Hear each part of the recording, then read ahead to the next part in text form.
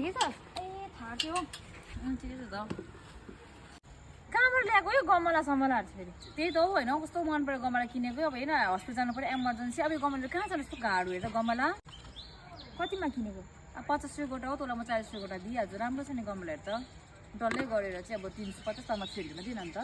त्यो किन्दैन है ती त ल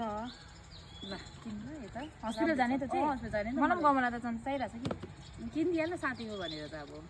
यहाँ पैसा पनि कति छ ल दिए त अन्त हस्पिटल जान्छस् भनेर म त किनिदिएको नि म यहाँ नि ए ल थ्याङ्क यू 300 टक्कै ल गएको ल बाई बाई थ्याङ्क यू ल ल ल ए कस्तो भुँडी दुखेर नि रुत कहाँ गयो है रु त गयो त ए धन्न यसले गमला चाहिँ नि यहीँ छोड्दैछ